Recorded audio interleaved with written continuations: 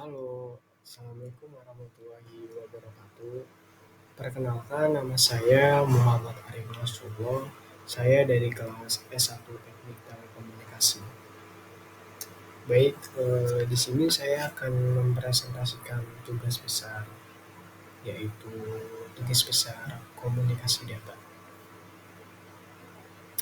Sebelumnya, NIM saya itu 23111011091. Langsung saja.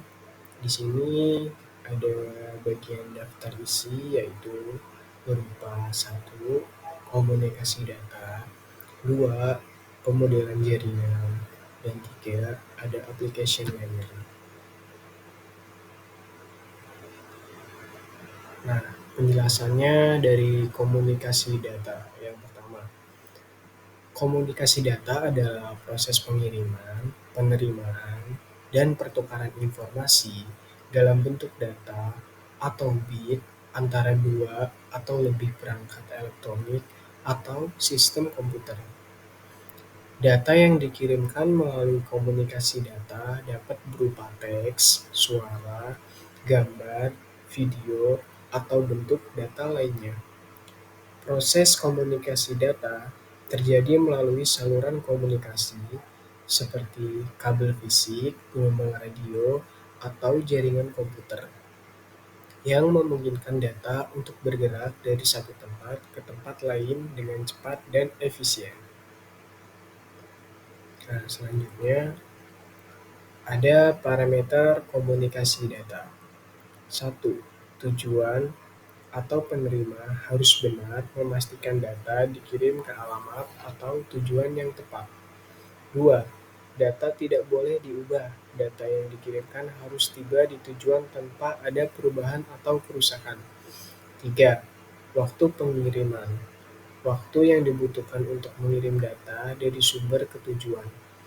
4. Jitter, variasi latensi. Jitter adalah waktu kedatangan dari paket data antara delay pertama dengan delay kedua. Selanjutnya, di sini bisa dilihat ada komponen komunikasi data. Yang pertama, data yang berupa teks, gambar, audio, dan video. Yang kedua, pengirim atau sender. Yang ketiga, penerima atau receiver. Yang keempat, media transmisi dengan kabel dan tanpa kabel. Yang kelima, protokol prosedur untuk mengirim data. Nah, yang selanjutnya itu ada aliran komunikasi data. Yang pertama ada simplex, komunikasi yang berjalan satu arah. Contohnya radio, TV, dan monitor. Dan yang kedua ada half duplex, yaitu komunikasi yang berjalan secara dua arah tetapi tidak dapat dalam satu waktu yang bersamaan. Contohnya walkie-talkie. Yang ketiga ada full duplex. Nah, full duplex itu komunikasi yang berjalan secara dua arah dalam waktu yang bersamaan. Contohnya itu seperti telepon. Selanjutnya di sini ada model komunikasi data berupa OSI layer dan TCP/IP. Nah, OSI layer sendiri itu apa sih? OSI layer sendiri itu merupakan Open System Internet Connection, yaitu model konseptual yang diciptakan untuk memahami dan memandu komunikasi data antar sistem komputer melalui jaringan. Model ini terbagi menjadi 7 lapisan, mulai dari physical layer yang berhubungan dengan medium transmisi data seperti kabel atau gelombang radio, sampai application layer yang berinteraksi langsung dengan software milik end user. Dalam software engineering, model OSI berguna untuk memecahkan masalah jaringan dan memahami bagaimana komponen jaringan berinteraksi satu sama lain. Dalam proses komunikasi data, setiap lapisan dalam model OSI memiliki tugas dan fungsi masing-masing. Nah, di sini adalah penjelasan dari 7 lapisan OSI layer. Yang pertama, physical layer, lapisan fisik. Physical layer fokus pada medium komunikasi fisik dan teknologi untuk mentransmisikan data melalui medium tersebut. Layer ini mencakup standar untuk teknologi seperti Bluetooth dan NVC. Physical layer juga menangani konversi data menjadi aliran bit yang kemudian dikirimkan melalui medium seperti kabel atau gelombang radio. Yang selanjutnya itu ada data link layer atau lapisan data link. Nah, data link layer itu bertanggung jawab untuk menghubungkan dua mesin dalam jaringan. Lapisan ini mengelola frame data, melakukan kontrol aliran, dan mendeteksi kesalahan. Salah satu contohnya standar yang digunakan data link layer adalah Ethernet. Ya, teman-teman, selanjutnya di sini ada yang ketiga, network layer atau lapisan jaringan. Network layer menangani konsep seperti routing, forwarding, dan penanganan IP address, egress. Lapisan ini juga dapat mengelola kontrol aliran. Protokol utama pada network layer adalah Internet Protocol v4, IPv4, dan IPv6.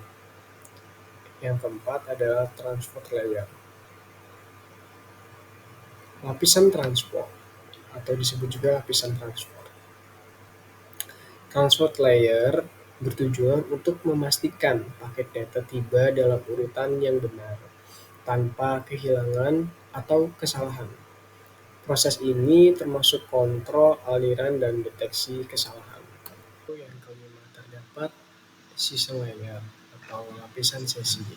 Session layer berfungsi untuk koordinasi jaringan antara dua aplikasi yang berbeda dalam satu sesi. Lapisan ini mengelola awal dan akhir dari koneksi aplikasi dan konflik sinkronisasi. Yang keenam, presentation layer, lapisan presentasi. Nah, tujuan utama dari presentation layer adalah menangani sintaks dan struktur data itu sendiri. Proses ini termasuk enskripsi dan deskripsi data, serta kompresi data untuk meningkatkan kecepatan dan efisiensi komunikasi. Yang terakhir itu ada application layer atau lapisan aplikasi. Application layer berfokus pada jenis aplikasi dan metode komunikasi yang distandarisasi. Contohnya ada web browser yang menggunakan HTTPS, sementara klien Gmail menggunakan protokol seperti POP3 dan SMTP. Lapisan ini adalah satu-satunya lapisan yang berinteraksi langsung dengan data dari user.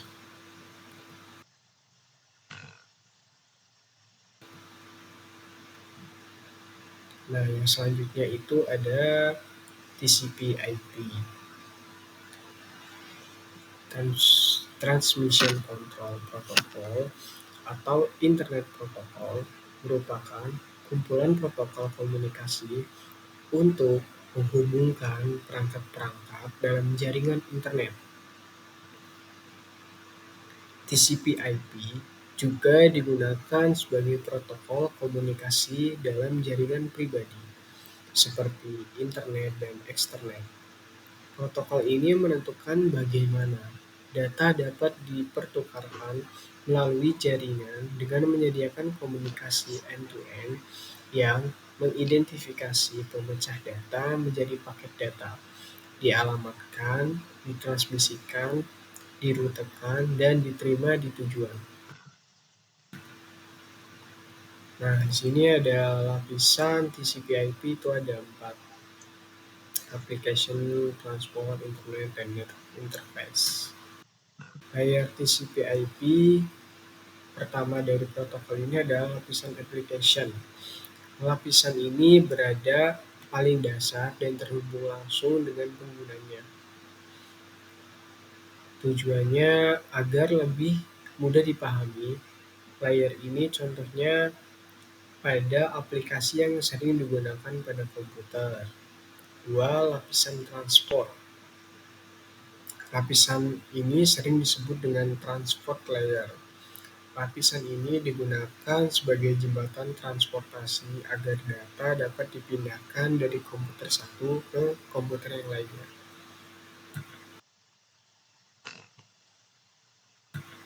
Selanjutnya, yang ketiga ada lapisan internet. Lapisan ini yaitu biasa disebut juga network layer yang berada di atas lapisan transport. Di lapisan network, protokol dari lapisan transport kemudian dikonversi sehingga berubah menjadi IP address. Yang keempat ada lapisan network interface. Lapisan ini yaitu yang merupakan lapisan terakhir. Lapisan ini terhubung dengan hardware pada komputer. Di sini komputer akan dapat mengirim paket data menggunakan kabel atau tanpa kabel. Nah, yang selanjutnya itu ada model referensi OSI dan TCP/IP.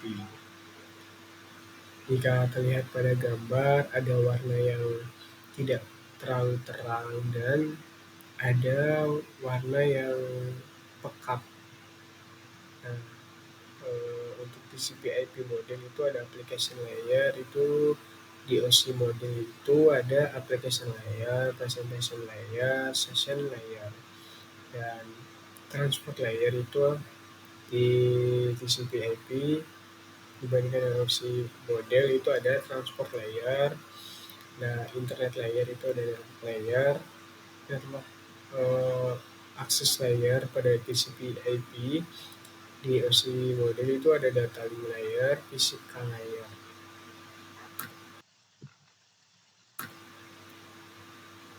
Selanjutnya ada OSI dan protokol. Pada application terdapat end user layer, HTTP, FTP, IRC, SSH, dan DNS.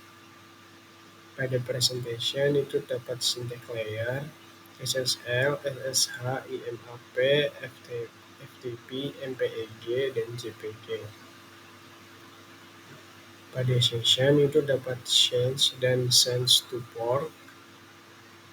Lalu ada API, sockets, dan WinSock. Pada transport itu terdapat end-to-end connection, TCP, UDP. Dan network itu pocket, ID, maksudnya ada pocket, IP, ICMP, IPSC, dan IGMP.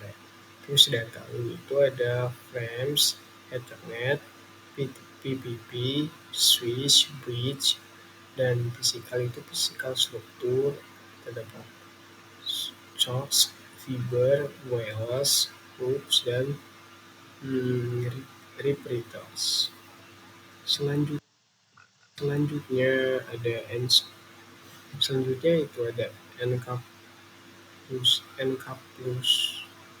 enkapsulasi dan dekapsulasi. Penjelasan dari enkapsulasi data. Enkapsulasi data adalah proses di mana beberapa informasi tambahan ditambahkan ke item data untuk menambahkan beberapa fitur di dalamnya.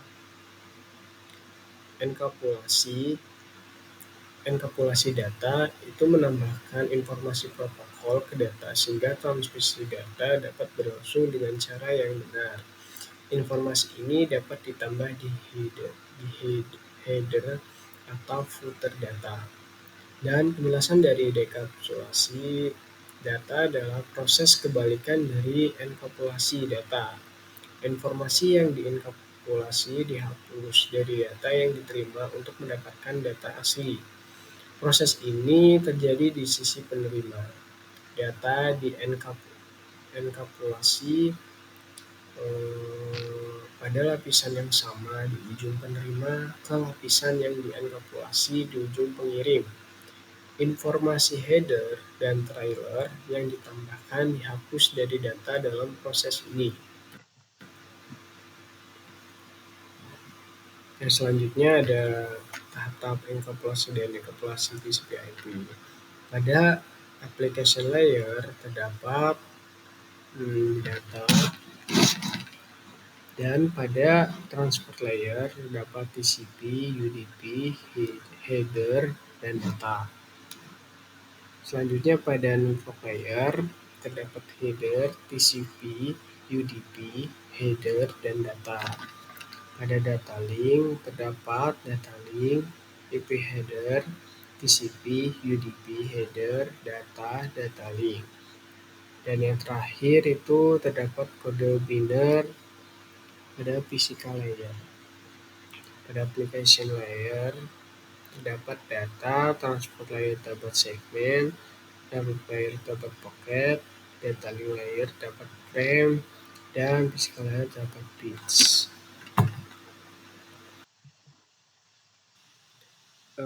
Application layer.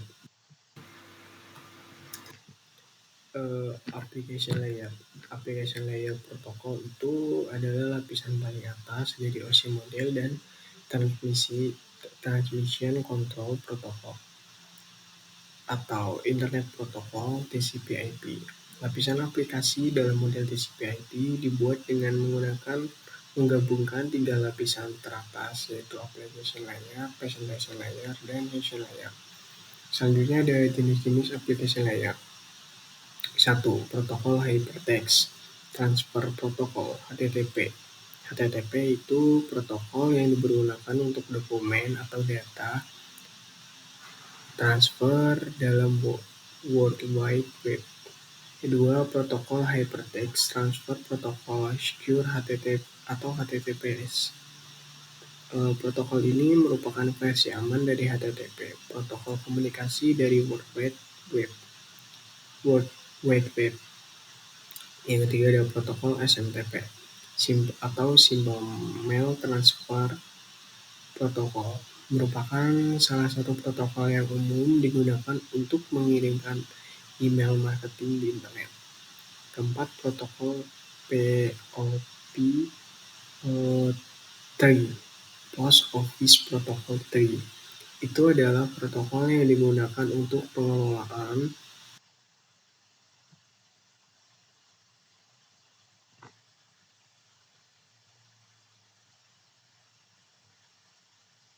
email. POP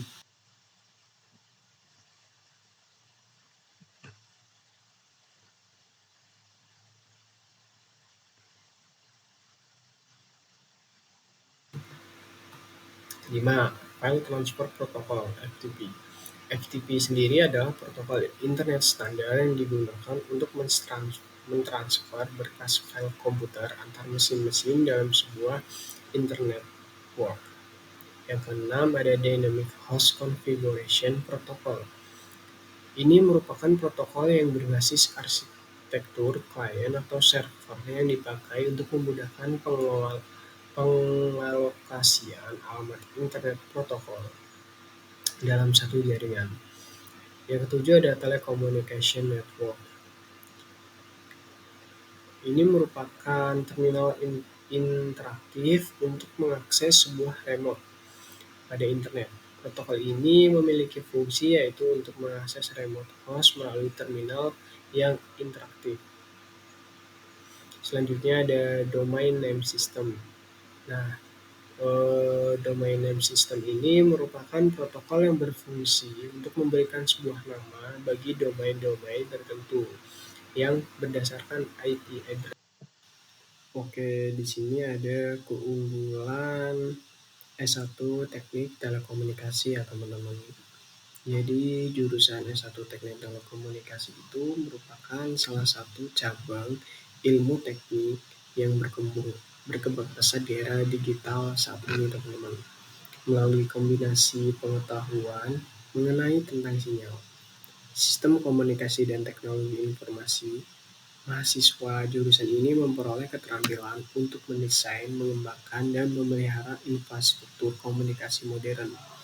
Fasilitas dan dosen yang mumpuni serta prospek kerja yang terbilang bagus di jurusan ini mampu menarik peminat yang ingin masuk di jurusan ini, teman-teman. Ya, yang terakhir ada quote yang berisi, "Hidup itu selalu keras, maka buktikan bahwa dirimu kuat. Yang membedakan pemenang dengan pecundang hanya satu: pemenang tahu cara berdiri saat jatuh, pecundang lebih nyaman tetap ada di posisi jatuh." Baik, sekian presentasi saya pada tugas besar kali ini. Kurang lebihnya mohon maaf. Wassalamualaikum warahmatullahi wabarakatuh.